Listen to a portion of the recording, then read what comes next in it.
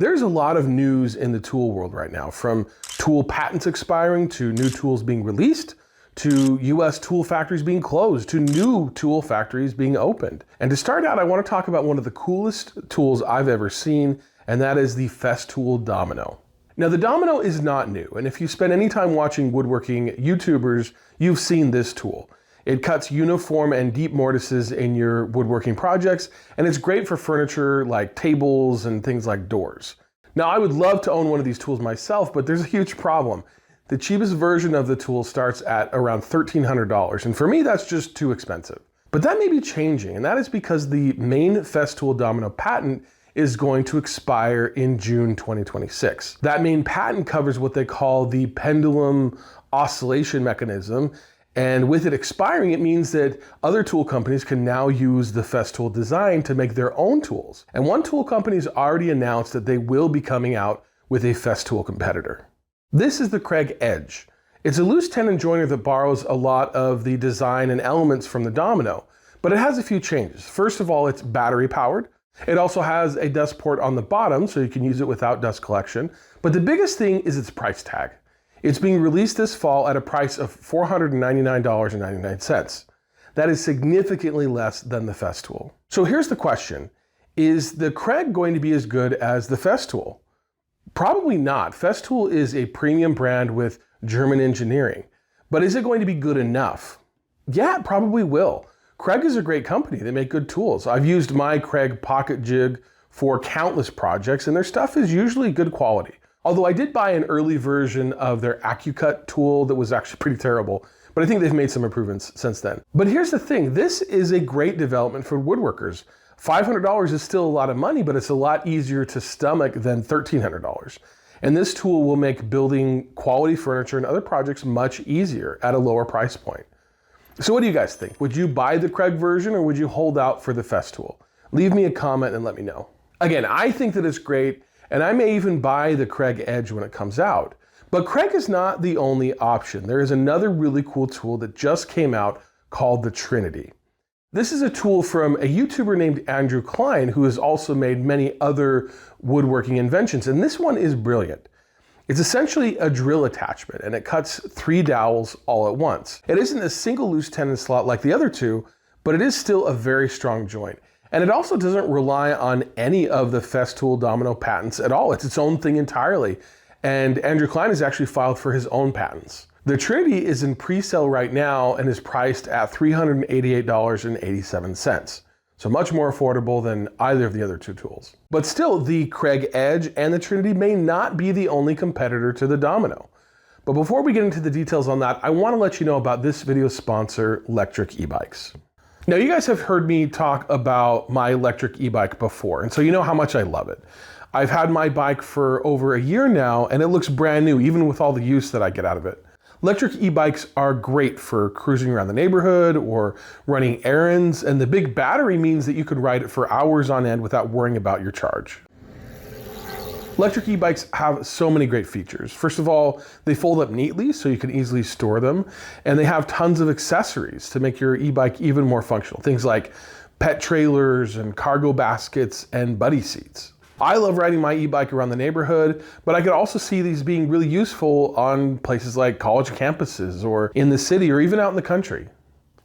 So check them out by using the link in the description or the QR code on the screen.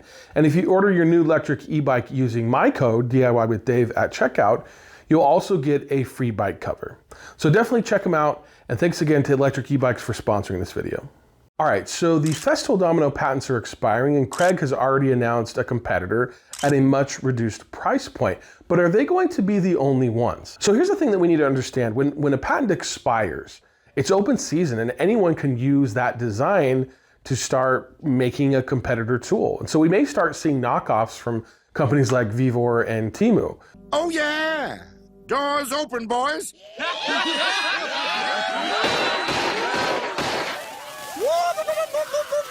But here's the thing with Festool. It's a German company, and all of its manufacturing is based in Europe.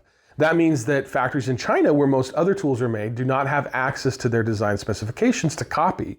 And so they'll have to do it the old-fashioned way, by taking it apart and studying it to reverse engineer it. So what that means is that it probably will be a while before we see those cheap knockoffs, and when we do, they're probably going to be pretty low quality at first. So here's the other thing that we need to understand about the Domino though. While it is a really neat tool, it is a tool that does only one thing. Now it does it really, really well, but that one action means that its value is limited and the market is inherently smaller because of that. It's not as versatile as a table saw or a miter saw. It really just does the one thing. And so it may not be economical for a company to go through all of the effort to design, manufacture, and then market a product that has a limited customer base, especially if there's going to be a lot of competition. And some companies may already have an advantage. For example, Grizzly makes a dual spindle doweling joiner. This tool creates 2 dowel holes at once, and it wouldn't take that much to make some tweaks to the design and maybe even use a lot of the same components to create their own Domino-like tool. But again, it may not be worth the R&D effort and the expense. So we'll have to see what happens next and what other tool companies line up to make a similar product and compete in that space. This also reminds me of the issue with the SawStop. Now, I made a whole video about this a while back about their situation, which honestly I probably need to update at this point. But the SawStop patents are also expiring, and there are already some competitors who are lining up to develop similar products and compete with them, like Bosch. Now, patents are great because they encourage invention and they allow an inventor to profit from their invention for a time, usually about 20 years. But it's also great when the patents expire because the monopoly created by the patent gets broken up. And because of that, we then, the people, we get to benefit from lower priced tools. Now, I could end the video here, but I actually have some other interesting tool news that you'll want to hear. First, I have a couple of updates from one of my recent videos. A while back, I mentioned in a video that the Hart brand of tools, which is sold exclusively at Walmart, is being discontinued. And while that is true, it appears that the brand itself is not going away entirely. I was tipped off by one of my viewers who works as a warehouse supervisor at a warehouse that contracts with Hart's owner, TTI, and he said that as of January 1st, they stopped shipping to Walmart and started shipping to Amazon. So that's really good news for all of you guys who really like your Hart tools or who are worried about the battery platform. You'll still be able to get the tools that you want, but keep checking out Walmart as the tools that are there are going to continue to be marked down until they're gone.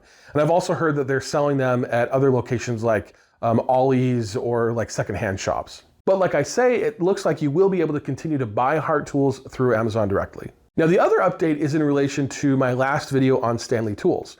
Now, if you recall, Stanley Black & Decker just closed their New Britain, Connecticut factory that was making the FatMax tape measures. The reason the company gave for the closure was that their double-sided tape measures that are made in Thailand were much more popular, and those tape measures simply couldn't be built in the US. Now that story is a load of bull, and I speculated in the video that it probably had more to do with the fact that the factory was old and needed expensive upgrades, and they simply weren't willing to pay for it.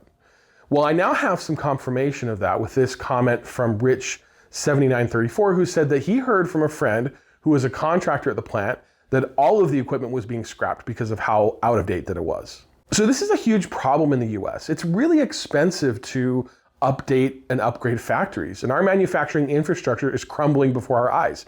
Factories are closing. In fact, we've lost about 100,000 manufacturing jobs in the US in the past year, and a lot of companies are just not willing to make the investment necessary to keep factories in the US open. It's a shame because it's leading, again, to factory closures, to job losses, and strategic insecurities for the US. We are just not able to build the things in the US that we used to build, and we're just relying far too much on China for our manufacturing base.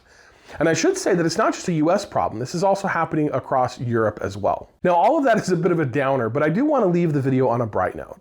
And that is that not every company is closing factories. In fact, Milwaukee Tools, who by coincidence is also owned by TTI, which is the same company that owns Hart Tools, they are expanding their US footprint. They plan on spending over $200 million to build 750,000 additional square feet of commercial, office, and industrial space in Wisconsin.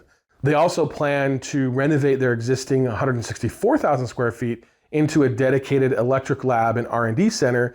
And when everything's said and done, they plan to have 2,000 employees working on their campus. Now that is great news. Now I'm often talking about how we're losing manufacturing capacity in the US and how China's eating our lunch. And it is a huge problem, but this is a rare example of how a company is aggressively investing in the US, and it benefits all of us. All right, so that's all the tool news that I have for you today, and I hope you enjoyed it. Be sure to leave a comment because as you can see, I learn a lot from people's comments, and I really love to see and read the discussions that take place in my comments. Also, be sure to share this video with someone who loves tools. I'm sure that they'll find it interesting as well. As always, thanks for watching. Hit that like button, and I'll see you in the next one.